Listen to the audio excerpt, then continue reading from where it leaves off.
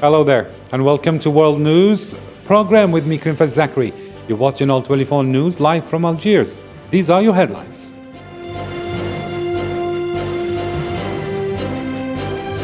The western Ukrainian city of Lviv was hit by 5 powerful strikes today morning, according to its mayor.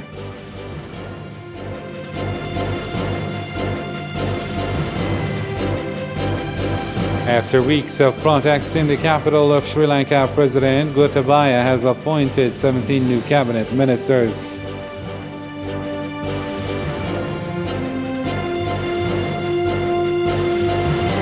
And despite the impact of COVID-19, China's GDP grew 4.8% for the first quarter of 2022.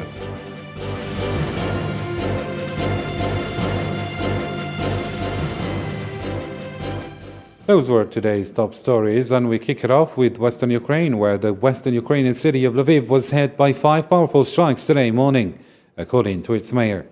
The missiles strike left 6 people killed and 8 wounded. A local governor announced that a child was among the victims. Located far from the front line, Lviv and western Ukraine have rarely been targeted by bombardment since the start of the killing or the conflict in Ukraine. We should not wait for the moment when Russia decides to use its nuclear weapons. The world does not need to wait. It must prepare for it in different ways, by manufacturing antidotes and shelter bombs. But you also have to talk to them, sign documents and pressure their economy so that they don't even think about it. That's what I mean. They can use any weapon, I'm sure, and you can't trust them. So what are the security guarantees for us? According to a regional health official, a series of strikes occurred on Sunday in Ukraine's second largest city of Kharkiv in the northeast of the war-scarred country, leaving at least 5 dead and 13 injured. Osama Ayadi reports. In Kharkiv, Ukraine's second largest city northwest of the country, at least 5 people were killed and 13 injured in a large-scale airstrike on the city. It came as the key port city of Mariupol appeared on the brink of falling to Russian forces on Sunday after 7 weeks under siege. You know when a dog hears a boom, he starts shaking all over, even if the noise is far away? I am like that right now. Everything, every part of me is shaking.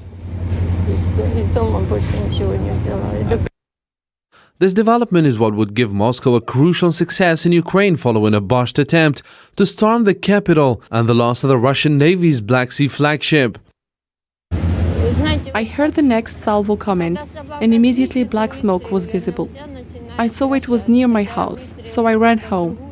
A young man then ran into the yard and helped me save the cat. Many analysts stated that no part of Ukraine was immune until the war ends. Russian forces carried out new missile strikes on Sunday in an apparent effort to weaken Ukraine's military capacity before the anticipated military advancement in the east. Russia accused Ukraine on Thursday of wounding 7 people and damaging about 100 residential buildings with airstrikes in Bryansk, a region bordering Ukraine, which justified Russia's stepped-up attacks on Kyiv. Ukrainian officials have not confirmed hidden targets in Russia. Officials in the city of Mariupol said on Sunday that Ukrainian forces besieged at the Azovstal steel plant will continue to defend the coastal city on the Sea of Azov, despite an ultimatum from Russia. In turn, Ukrainian Foreign Minister Dmitry Kuleba warned that Russian troops appear to have decided to raise the city of Mariupol at any cost. The remainings of the Ukrainian army and large group of civilians are basically encircled by the Russian forces. They continue their struggle, but it seems from the way Russian army behaves in Mariupol, they decided to raise the city to the ground at any cost. The Kremlin's new laws punishing criticism of the special operation in Ukraine pushed 200,000 Russians to leave their nation since the conflict in Ukraine began, with more than 25,000 arriving in Georgia alone. The exodus is far from over. Russians are fleeing to countries where flights are still permitted and visas are not necessary, such as Turkey, Central Asia, and the South Caucasus, because the EU, US, UK, and Canada have blocked their airspace to Russian flights.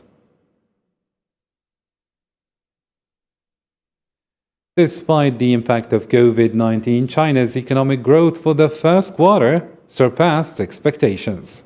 According to the Chinese National Bureau of Statistics, the world's second-largest economy, gross domestic product grew 4.8% in the 3 months of 2022. However, the first quarter growth was well below the ruling Communist Party's official target of 5.5% for the entire year. In general, the country's economy continued to recover and develop in the first quarter, and the overall operation was within a reasonable range. At the same time, we must also see that the domestic and international environment is becoming more complex and uncertain, and economic development is facing many difficulties and challenges. After weeks of manifestations in the capital of Sri Lanka, Colombo, which resulted in the resignation of the entire cabinet, President Gotabaya has appointed today 17 new cabinet ministers. These changes come as the government is expected to launch important talks with the International Monetary Fund to agree on a rescue package to face the worst economic crisis in decades. French district's attorney said on Sunday they are investigating a report by the European Union's anti-fraud agency condemning far-right presidential candidate Marine Le Pen and members of her party of embezzling thousands of euros worth of EU funds. Le Pen is a candidate against Emmanuel Macron in a presidential election, with opinion polls showing Macron edging ahead in next Sunday's second-round runoff. The Paris prosecutor's office confirmed that it was studying a report it received from the EU anti-fraud agency OLAF on March 11th.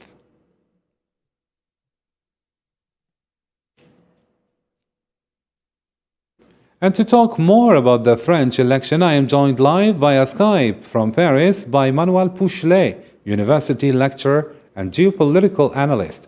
Thank you, Mr. Pouchelet, for being with us. First, do you think the reason behind the rejection of the far-right candidate Marine Le Pen is due to a corruption issue, or is it due to her popular far-right propaganda speeches? Thank you for welcoming me to your program, sir.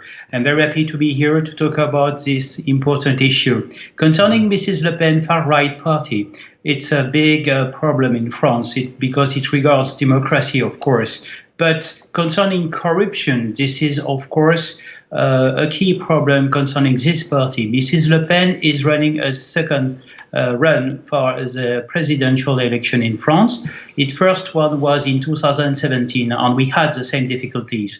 But concerning Mrs. Le Pen's speech, it has changed. So that's why European Union leaders or other countries are afraid of the possibility of winning the French election, running for the French presidency, of course.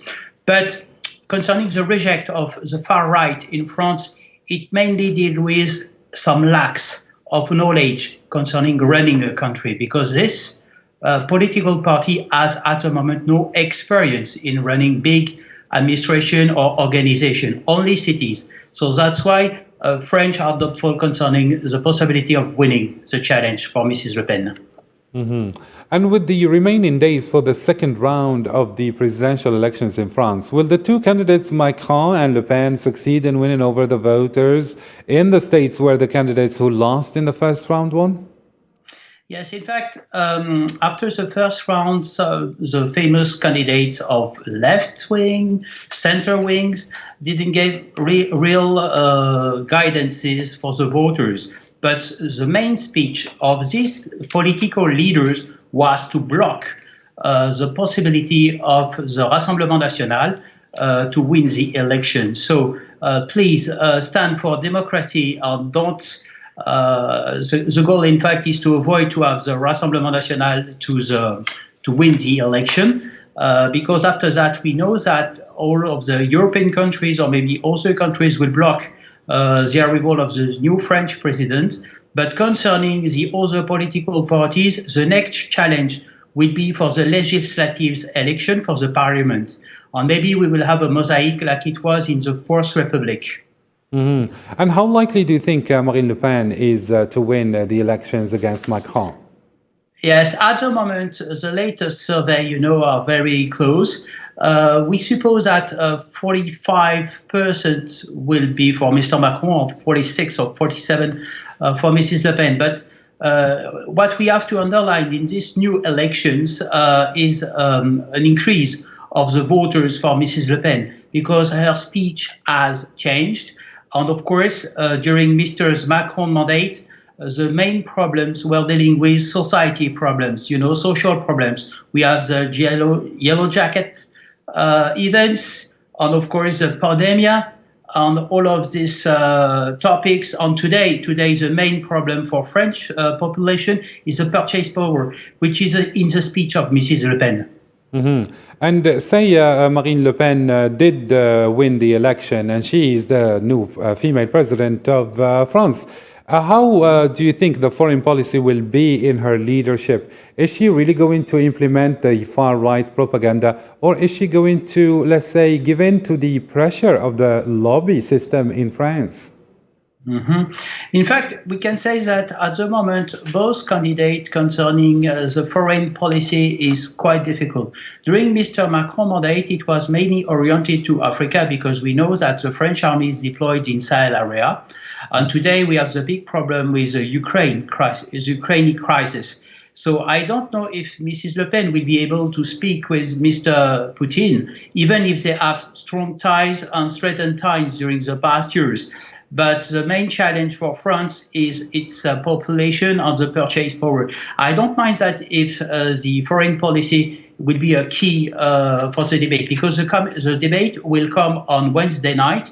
And of course, a lot of voters will decide now, at this time. Mr. Minoal Pouchelet, you were live with us here from Paris. Thank you for joining us. Moving on, Afghanistan has seen a rise in death toll after the attack conducted by Pakistani forces and the airstrikes on the eastern provinces of Khost and Kunar in Afghanistan. The number of deaths reached 47 people as Islamabad urged Kabul to act against militants launching attacks from Afghan soil.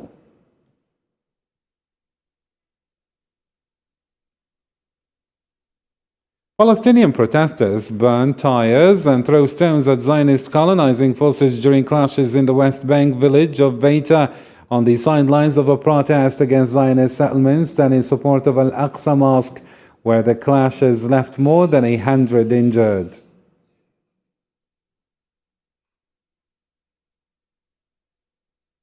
The Yemeni Prime Minister Ma'in Abdul Malik, accompanied by Parliament deputies, members of the government and the Shura Council, arrived in the interim capital Aden in preparation for the Presidential Leadership Council return to the city, where a session is expected to take the constitutional oath and give confidence to the government as a culmination of the process of transferring power from former Yemeni President Abdurrabbu Mansour Hadi. Media sources said that the return of state officials comes after the Yemeni consultations, which were hosted by the Saudi capital Riyadh, with the aim of reaching solutions to end the conflict that has spanned for nearly 7 years. And in different news, 3 people were shot and wounded in violent clashes in Sweden on Sunday between law enforcement and demonstrators protesting against a far-right group that prides itself on burning the Quran during its public gatherings. Hossein Barkan reports. Clashes between anti-extreme protesters and law enforcement in 4 days in Norrköping, where 3 people were shot and injured after police warnings. Police fired several warning shots. 3 people appeared to have been hit by ricochet and are currently being treated in hospital. The 3 injured, whose condition is not known, are also under arrest, suspected of a crime.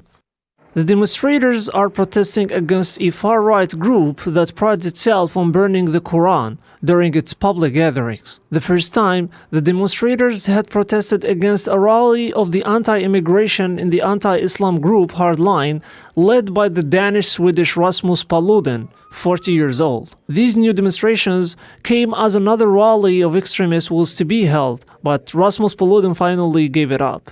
In Norrköping, 4 people were arrested among the approximately 150 participants in these violent riots, during which stones were thrown at the police and cars were burned. According to the health services quoted by the local media, 10 people were hospitalized with minor injuries following these clashes, as well as similar clashes in the neighboring town of Linköping.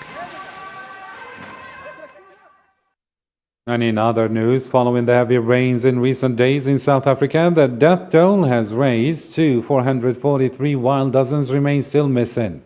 The floods that hit the province of Durban have left thousands of residents homeless, cut power and water services, and disrupted operations at one of the busiest ports in Africa. Estimations say that the overall infrastructure damage to be at around $927 million. The death toll now stands at 443. We wish to convey our heartfelt condolences and sympathy to the people and the families of one of our search and rescue team member who was busy doing search and rescue at Helen Dam. He experienced difficult breathing and was airlifted to the Mediclinic Hospital and unfortunately passed away. Hundreds of protesters took to the streets of downtown Lima to demand justice after the rape of a 3-year-old girl in northern Peru. The demonstrators demand life imprisonment or the death penalty for the perpetrator. Peruvian President Pedro Castillo said on a Saturday a speech that his government wants to impose mandatory chemical castration for rapists of minors, among other drastic measures against these crimes. China has announced 3 deaths in the city of Shanghai. The city was under strict lockdown, which has caused food shortages and residents unrest. Mass testing will continue in Shanghai, making the lockdown even longer. Nabil Khazini in the following. The strict lockdown in Shanghai did not prevent people to be died. China has declared the first COVID deaths in the city, which has been under strict lockdown since the end of March, to halt the rapid rise in coronavirus cases. A senior local health official said all the 3 who died were elderly, had underlying diseases such as diabetes and hypertension, and had not been vaccinated against the coronavirus. None of them had been vaccinated. Their situation deteriorated after entering the hospital and died despite rescue efforts. The direct cause was underlying diseases. Shanghai is the theater of the worst viral contagion in China since the start of the pandemic, with tens of thousands of new cases announced daily. Since March, more than 200 million tests have been carried out in the megalopolis. The 25 million inhabitants of Shanghai have been put in strict confinement since the end of March, but this has caused food supplies shortages and fueled unrest in the city. Residents refuse to be placed in isolation facilities. They say these centers do not respect basic hygienic conditions. Shanghai is now due to enter into another round of mass testing, extending the strict lockdown for another 4th week for most residents. Still with COVID, but in Algeria now. The Algerian Health Ministry said on Sunday that Algeria has reported 0 COVID-19 cases. The ministry added that no COVID-related deaths were reported in the country in the last 24 hours. It is the first time since 2019 that Algeria reports no COVID-19 infections. The country has registered no single fatalities in the last 2 weeks. Therefore, death toll caused by COVID-19 remains unchanged. That is to say, 6,874 cases.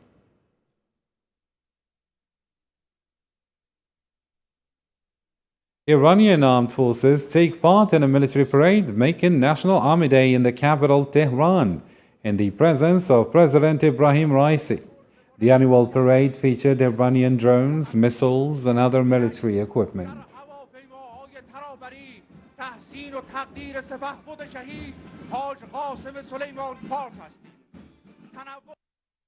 Billionaire Elon Musk tweeted, "Love Me Tender," which is also Elvis Presley's famous song, days after he wanted to buy Twitter with a $43 billion offer.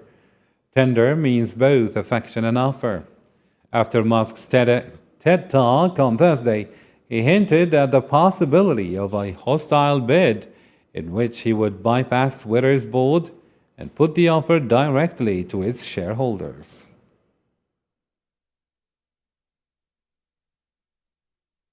And before we wrap it up, here is a reminder of our top stories.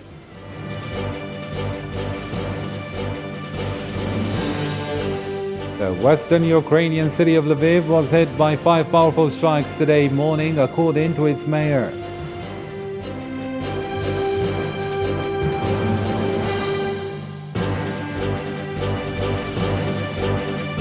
After weeks of protest in the capital of Sri Lanka, President Gotabaya has appointed 17 new cabinet ministers.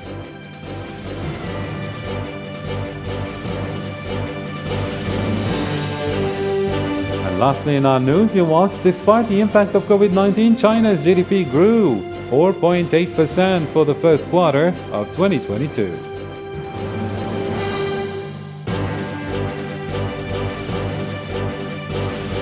And with this, our news ends.